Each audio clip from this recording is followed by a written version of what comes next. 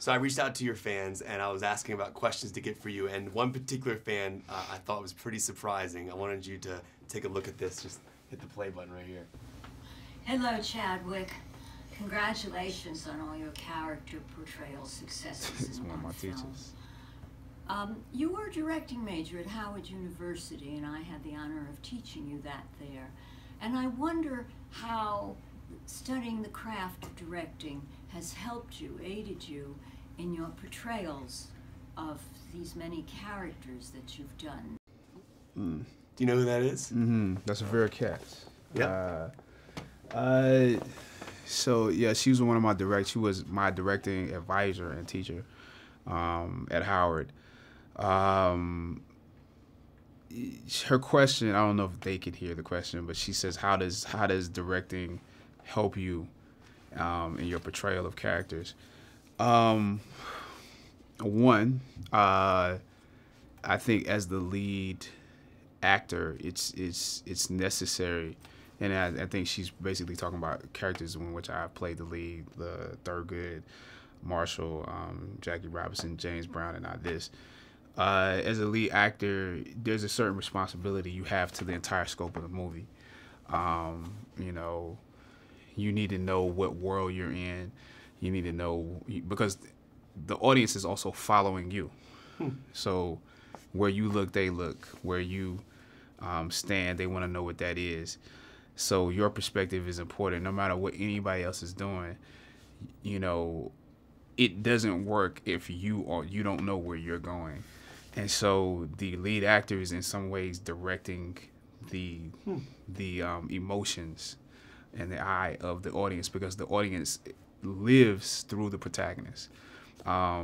Their catharsis comes through the journey of the protagonist. It can come from other characters as well. So in doing that, especially in a film in which you shoot out of order, you have to, you know, she would teach a technique called marking beats as a director. And as the lead actor, you must mark the beats. You must know where you are in each scene because it's out of order. So I have to know, coming out of this scene, I'm going to, you know, be doing this going into the next scene. We don't shoot that for 3 weeks. You know, how do I remember that? How do I remember if we shoot the end at the beginning? How do I mark? How do I chart that work? And also, you know, if the film doesn't work, if it doesn't support a journey that works for you, you have to be able to fight and argue and debate with producers and directors to make sure that, and writers, to make sure that the script changes, that certain aspects of things change, so that you can carve an arc out that works. So that's some of what that would mean. I love this character. I love what you do with the character. I'm curious how practical the suit is. Like, are the claws practical? Like, how the movement is in the suit? Can you talk about just being in the suit and how it is, like, as an actor to be in that suit? Well, there's two suits. The old suit is less practical than the new suit. You know, it's hotter. It's more cumbersome. It's heavier, a little bit heavier. So the old one, a little bit more suffocating, you know, in terms of the mask when it's on. The new one is new for a reason. You know what I'm saying? Not just because there needed to be advancement in the movie, but there also need to be advancement for the making of the movie. Right.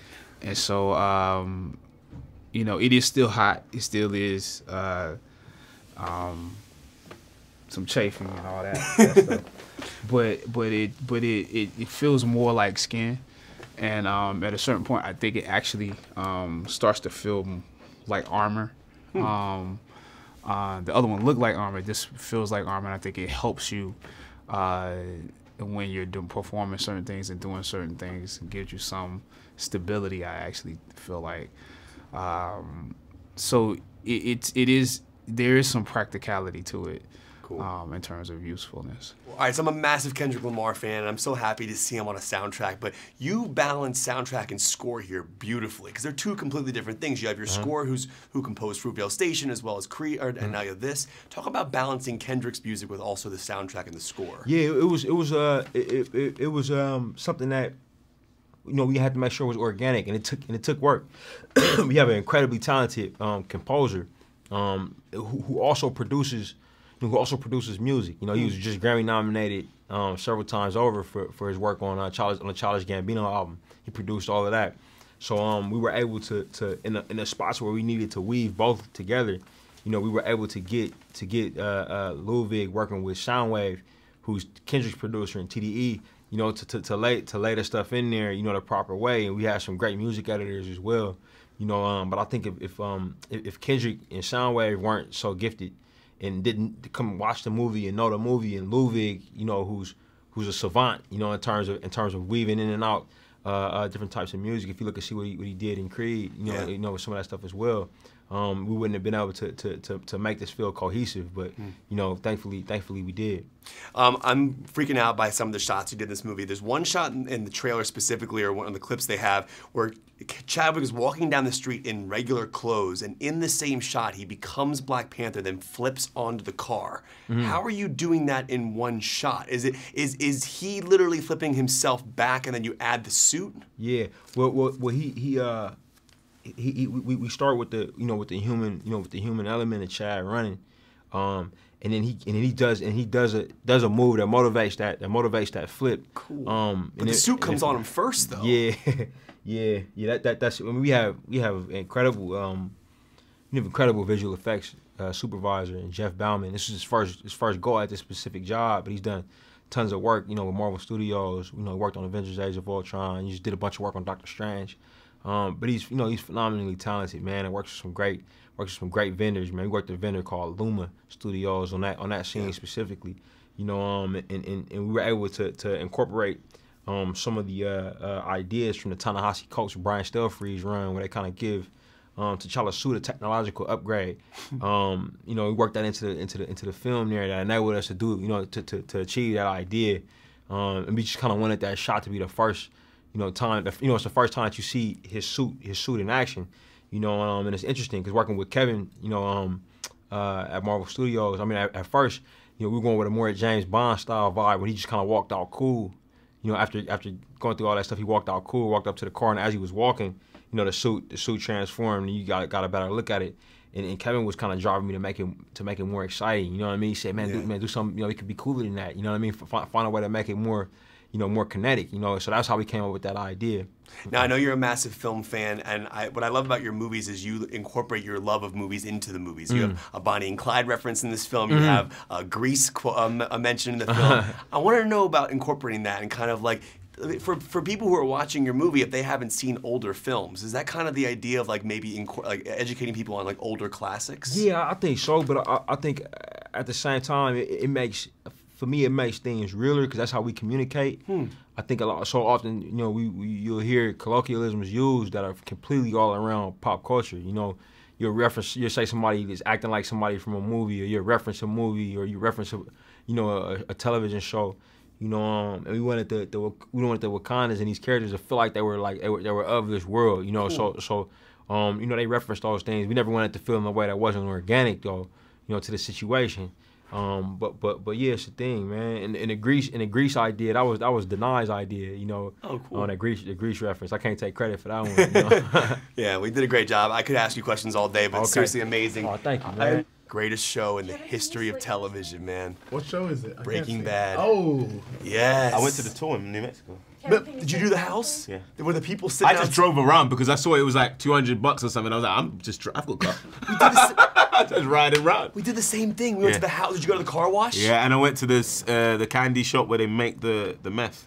Dude, I didn't go there. They actually make blue candy meth. I bought it, and I bought it for my friends. Did you try it? Like the candy? I just kept it. It's still there. It's probably eroded, but dude, unless it's real meth. Have you met the cast of Breaking Bad? No, never. Oh, they're such good guys. I met who is it? Mike. Jonathan Banks. At SAG. At SAG. I met him at SAG, and he was like, come on, hurry up. And I was like, oh my God, like, this is amazing. It was really cool. I didn't know you were a Breaking Bad fan. I love Breaking Bad. Dude, it makes me so happy. Well, first of all, congratulations to you both. I'm so fascinated by the emotions that are happening with these characters in this film. Ryan does a great job of pulling such emotional performances out of actors. I'm wondering, when you leave this project, how did it change you as a person and as an actor? What did this character do for you in your real life in regards to, like, how did it change you? That's deep. I feel like it kind of it just made me I mean the arc, I can't really say about the arc, but the arc that Wakabi goes on was like, to know that you have power in, even if you've made a decision that's questionable, you have power in how you move forward, and there's still a way to kind of right wrongs. Is all I can say on that. But that's what really was like, okay, cool. That was really interesting for me. And for you, what did the character teach you about yourself? For the character, I would say also the experience of just working on that set. So working on that set, it taught me to just kind of reflect on like the space that I exist in. And I feel like sometimes as a person of color, as an actor of color, you feel like you're in this environment of scarcity. So there's not a lot of roles and not enough roles to go around, and that there can only be one special person and only one special person at a time. And getting to work with all these people and getting to work with him and stand with him and Michael and Chad and, you know, everyone, I was like, this is saying to everyone that there's room for everyone. We're all valid and we're all different. We're not the same guy, and we're all different and valid. And I walked away knowing that I didn't have competition. These guys are my friends and they're my cohort artists That we're going on this journey with. and we're on a journey, and it's not a competition, and it was liberating. Love that answer. And I've been wanting to ask you this for a while now, but now that Get Out's been out for a while, the spoilers have been out. Obviously, people know the twist, but this is something that blew my mind that I wanted to get your opinion on. The scene in the chair towards the end when you put the cotton in your ears, there was a theory going around on BuzzFeed that he was picking cotton to save his life. And I was talking to Jordan about this at Critics' Choice, and he said that that was actually the case. The metaphor there was that you were picking cotton. Can you talk about that? I mean, how powerful of a metaphor that was? I mean, I think that's probably the most brilliant thing I've ever seen in a movie. Can you talk about, at this time you filmed that, was that something you knew that you were doing as a character? Can you talk about that moment? Yeah, I did know what it was, what I was doing, but I kind of had to be in Chris's, because he needs to get out. he needs to survive, and it kind of like this kind of oneness is like, this is what I'm doing. But in that sequences, there was a lot of stuff that was in like really shook me. It was like there was a scene in the chair when he goes to Stephen Root's character. He's like, why us? Why black people? I think, yeah, why are black people going through what they're going through on a day-to-day basis? What have black people done in their lifetime to be subjected to the pain that's happening at the moment? And it's just that was so poignant to me, because it was like, we don't deserve this. You mean, we ain't done nothing to deserve this, yet it's still happening, and yet everyone is still complicit to it if they turn a blind eye. And so that whole sequence was, and throughout Get Out, just navigated all these kind of deep things that the Black Panther does the same thing as well. When you kind of like, I mean, Killmonger has a couple lines in this film that are just so powerful. Sterling K. Brown has a couple lines in this film that are so powerful. And Chad, like, it's like the themes and the political, and it's not even power, it's radical, you know? And it's conversations that push, they're lines and sentences that pushing the conversation forward and giving new thoughts to you as a creator and as an audience member. And that's just really important to share new thoughts, and especially if you're stepping out of the narrative that's being imposed upon you. Well, first of all, congratulations to you. I've been wanting to ask you this question since I saw the trailer. The scars on your body, I know they're for each kill that your characters had, and I'm curious how they did that on set. Was it a suit that was put on? Did they individually put them on your body? I think a mixture of both. They had, you know, Joel, our key, you know, makeup effects guy, who is super talented. He had these prosthetic kind of panels, and they were like sheets of like, like, you know, almost like, I don't know, just imagine like, you know, like bubble wrap. Yeah. And there were like little like pieces on there, and they were just like laying them on in sections, whatever. They were numbered, so they kind of knew exactly where they went. But then a lot of them, you had to kind of like individually put them on. So front, back, it took us about 3 hours, 3 hours in the morning, and then also at night taking them off. They put me in a sauna just to kind of like help sweat it out. So you kind of like your body your temperature has to rise to sweat to create like the the moisture underneath the sealer and the whole thing. It was a process. The waterfall fight scenes are pretty insane. I'm curious, like, when did they come off when you were in the water at all? I mean, sometimes when you're fighting, and you're grabbing each other and stuff like that. Like, a few of them would like fall off or whatnot, but you would never be able to tell because like special effects, they were able to kind of like put some back on later. So like if some did fall off during a big action sequence, they would put them back on. Now I've been watching you for so many years. Emotionally, everything you've done from Fruitvale, Creed, you're a brilliant actor. But I'm assuming that roles stay with you. And I talked to you at Creed. You told me that Oscar was kind of still with you emotionally because it's a tough character to kind of shake. And I'm wondering when you play this movie and you leave it, how did this role change you as a person and as an actor? Yeah, when certain characters that you spend a lot of time with and you put a lot of work into kind of like developing their psyche and their backstory and whatnot, they definitely stick with you for a while. And for Eric, it was he was in a dark place for a really long time. He was an emotionally damaged, a hurt, kid, young man for a really long time, and he grew up, and that started to fester. So for me, just being in a really dark place and like depressed. Not really, depressed is not the right word. Just very just not like myself. It was after you watch the film, you kind of see what kind of place he was at. But it was just a little heavy on me for a while. Now I love the idea that you played the Human Torch initially in another film. Chris Evans played Human Torch. Now you guys are both in the MCU as different characters. Did you call him up at all? Like I'm curious if you guys had that discussion yet, as like nerding out. Like you guys played both similar characters, now different characters in the MCU. Nah, the funny thing is not. That's funny, but no, we didn't get a chance to like have that conversation. But I remember he saying something on Twitter, something about like Cap and Killmonger or Human Torch or something like that, and I kind of retweeted because I thought it was funny. But it is crazy that we both had we had 2 run-ins with Marvel and two different characters, so that's pretty cool. I love the idea of this film. I love Ryan Coogler. I love the filmmaker. You have made so many great films in your careers, and I'm assuming that certain roles have changed you as a person. I'm sure some stay with you throughout the years. I'm curious, at the end of this shoot, as we sit here right now, how this particular film affected you as a person. I feel like this film I'm still experiencing this transformation of this movie because the other day when we saw it for the first time, I was really inspired and like it caught me and like made me look at the possibilities of what this movie could really do. And I guess I had aspirations for it, but now I think it's grown since I've seen it to be like something that will like touch the public in a way to make them think about things and to grow and change in ways that maybe I only slightly contemplated, but now see as realities. Right, I think that's quite possible because in the making of it, you want it to be received well, but you have no idea, but you come to it with just the best ideas and expectation. You bring you all to it, and you hope that the world will love your baby too. Right. And like you said, we're still experiencing it. Having seen it the other night for the first time, there was just so much coming at you from like the opening credits. Yeah. So it's something I want to go into that world again another time, and I also want to see it again with an audience, another audience as well. It's an experience to have with others. Yeah.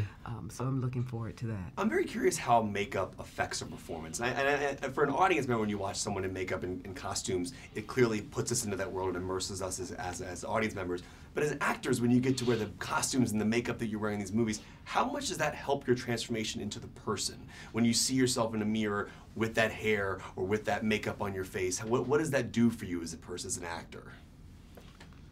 You feel emboldened. You feel powerful. This was a larger-than-life story, and sometimes you feel as if you have clay feet. You feel quite, mortal. But to put that the her gown on, the royal headpiece, to also that day then around Warrior Falls when we had the tribal markings down the lip and across the brow, and to look at Zuri and and the markings that you had, and look at all the the extras behind us, the world, the community behind us in their dress and all that vibrant color. It just, you believed you were there. It made it come to life. So it was tremendously important. It's transformative. I mean, like, even when you're looking in the mirror when they're doing it, it just allows you to start slowly sinking into what you're about to do and what you're going to think.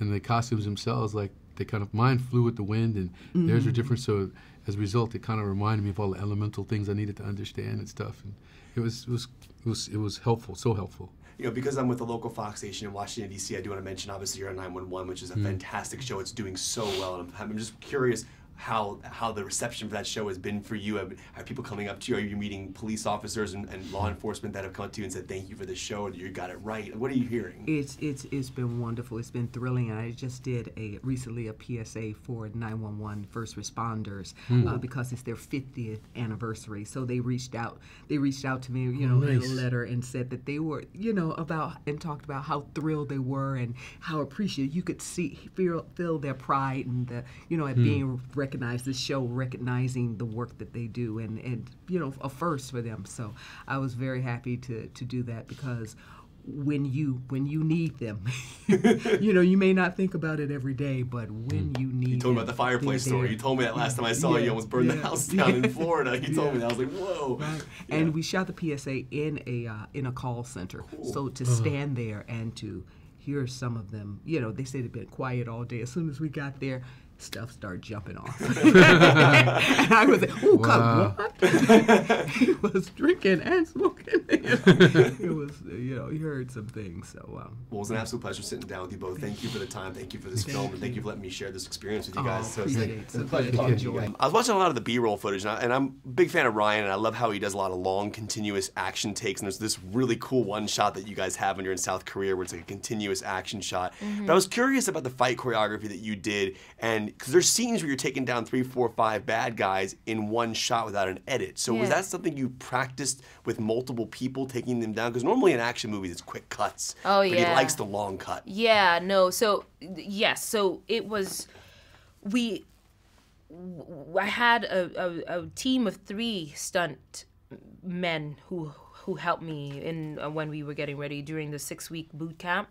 So they would team up and help me figure it out with 3 people and sometimes more. Cool. So, and then we had this big day where the entire stunt team for that scene got together for hours and just figured out the flow, because yes, Ryan wanted to do it in one shot, so we had to have the flow. We all had to know what the cue was to do our bit, Yeah, the camera goes up when you start shooting the gun, and then Denai's doing her thing. I was like, this is so freaking cool. Yeah, it was incredibly technical and also an extremely challenging physical feat. But I was so happy to do it. I love that kind of thing. When I walked in the room, you said, I was going to shake your hand. You're like, no, we're doing Wakanda Forever now. Yes, Wakanda You said I did it right. So explain to the audience what the right way to do that is. Well, the Wakandans, we wear our kimoyo beads on the left hand. I hope I'm saying this right. Anyway, we wear our kimoyo. It is on the left hand. So that goes closest to the heart. And then like that, with the right hand, right over left.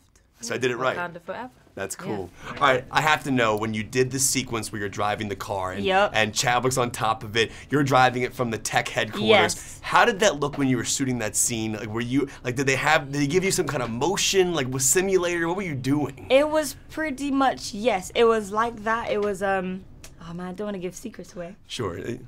But we had we had screens all around, and they replicated where I was going to be driving. Cool. So they played it in real time, the things that if I was actually in Busan I would be seeing, and they had like stuff, the little car thing, replica of the car seat and the wheel and the handle and all that stuff, like just there. They made it as real as possible, and that was fun. It kind of got frustrating a little bit, because I was like I don't know, because I really wanted. I wish I was actually there, just driving, and I wish I could drive and be like a stunt person at the time, but I can't. But it was fun, and just to see that it's brought together, and it brought together so nicely. I'm really happy about it. I love the James Bond element of your character, kind of essentially like the Q character from the James Bond films. Can you talk about, because Ryan loves movies. Ryan's a big fan of old school cinema. Yeah. Talk about that reference. Did you guys have discussions? Did you go back and watch old James Bond movies to kind of see how other Q characters types acted? No, we didn't. He gave me suggestions for movies that shows the bond between a brother and a sister, but we never got around to that. He gave it to both myself and Chad, but we never got around to that because the bond was already there. You know, we had it on lock even before we started filming. It was just natural. It just came naturally. And the James Bond stuff, no, we didn't. I didn't go home and watch James Bond. We read the script. I brought the sauce. Ryan bought the juice. Chadwick bought the French fries, and we made a meal. You know what did I Michael mean? B. Jordan bring? He brought excellence. Like he brought what food item did he bring? Brought hot sauce. Okay. Because like flames, like performances, flames, just like fire, like greatness. Everybody did amazingly in this job. I agree. Now, one thing I love about this movie, and I've been asking everybody this question because it's a very emotional film and it speaks a lot to just everything happening in the world. And I'm curious, when you walk away, I mean, you're very young, but when you walk away from a movie like this, how did this movie affect you as a person? How did it change you personally? Wow, that's a really good question. It just made me feel very like happy and proud to see the way the direction in which cinema is going in, to embrace different stories and to put something like this in mainstream cinema. I just felt happy. I just felt like empowered. I just felt like motivated. I felt really, really good to be a part of this, and just personally as an audience member seeing this, it was one of those films, and it is one of those films that it will stay with me for a lifetime. I'm not just gonna forget about it. It's one of those films that I don't mind popping it into the DVD again, like 10 years from now, and be like, hey, let's look at that first Marvel film that like kind of made history. Hopefully it does. It will. Hopefully, man. God willing. It's a moment. It's a moment in time, and just to be proud of that, I can't really describe how it feels. It's amazing. I guess it's surreal. Well, you deserve everything you're getting for this movie. Thank You're you. phenomenal. Thank you were a you. big crowd Thank favorite. you. People love your performance. I'm so grateful. Mr. Serkis, I have to start with you because I'm nerding out beyond belief. I was watching the B-roll footage for this film, and there's a shot of you flipping in a car, in an SUV. They actually literally flipped you. They Can you did talk flip me. about shooting that? Because it looked like, I thought you were going to throw up at some point. How did they do that? It was, yes, I mean, the previous night to that shot, which was on this sort of, it was on a gimbal, and the car was revolving. Is that the one you're talking about, like that? Yeah, that was after a night where previously I'd had not a very great experience because I got injured right at the beginning of the night, and so How did you then get I had injured? to do 30 takes of getting more injured, and then the next day I had to be revolved around in a thing, and I was like, this hell is continuing, and I've never really been in that situation before where I've had to really just cope with pain beyond and then act as well, you know. He's laughing, so is the injury story funny? I want to hear this. Well, no, but I mean, you know, I don't want to spoil it. Or are we kind of in spoiler territory, or is this going to No, go this out is after? non-spoiler, but maybe be vague about how. Was it like an injury? Like Well, it was an injury from a kind of a confrontation, Yeah. a confrontation with another character Yeah. quite major in the film. Scripted, it was in the film, yeah. But it was just, you know, this person was very, very effective with his technique, and I took a very hefty blow to my chest, which I couldn't recover from, and then had to do. The reason I'm countless laughing is because Andy is literally one of the nicest humans, right? And during that, I think it was during that night. It was during the night in question, when the crime occurred. I said, how's it going? I said, it's all right. And it was about 1 o'clock in the morning or something. And he went, no, actually, no, I'm not great. Because he's such a trooper. We were down to about take 405. I was like, how are you holding up? He's like, yeah, I've been in pain all the time. And no one knew because he was being so nice about it. But kind of tickles me in a psychotic way. I love how funny you find this. You know, sorry. some of the first footage we ever saw of this film, first trailer was you two sitting in that room having that conversation. I'm curious, when you shoot a moment like that, do you know it's a trailer scene? Like, do you know they're gonna like cut that and use that as a trailer? Because it is a pretty impactful moment. It's the first thing we see in the first trailer of you two sitting in that interrogation room. Do you know Not that? at all. Not For a second, no. And neither did I ever expect it to be a featured kind of moment in this film. It's, indeed. It's quite extraordinary, actually. Yeah. I mean, you know, when I've seen trailers and the first thing you hear is my voice, you know, kind of saying about, I've seen gods fly, I've seen this, but I've never, I was like, no, that was a nice bonus for me. The first thing you're seeing in the trailer is my voice, and then you see a lot of us. But no, you're never aware of that, no. Yeah. I'm curious how the arm worked, like what they did to delete it. Like, would they shoot it once with like a sleeve and then shoot it again like a plate to fill in where the arm was? It's so interesting how they do that. I mean, I have a prosthetic arm for when the weapon is closed. And then when my arm's not there and it's the weapon, you know, it's exactly that. It's a blue sock, and then you have to work out the scale of that and what you're lifting and how heavy it's going to be, and to get it in the shot, you've got to have it in a particular way. So it is quite technical. And then they do a sort of another pass where exactly what you say with nothing there. So. Martin, did you see Last Jedi? No, not yet. Okay. You are involved in the greatest, probably top 5 greatest Star Wars scenes of all time in The Last Jedi. It is literally epic. I don't want to spoil it for you since you haven't seen it, but you know what scene I'm referring to. I just wanted to know, I guess kind of being vague as well, when you shot that, did you know, like, what did it feel like I know the outcome? To do that did you know that was going to happen to Snoke prior to, like, I mean, when you did Force Awakens? Like, did you? No, not that far back. No. I only found that out when I read the script. For the first time with Star Wars, you only get to read the script once on a tablet, and then you have to hand it back, and then it's just like, I hope I'm going to remember this, because you know, so you don't have access to scripts. So yes, I found it out then, and that was a bit of a shock. One of the greatest scenes of all time. Martin, you got to see it. It's really cool. Yes, I will. Yeah, I will. It's awesome. Good talk.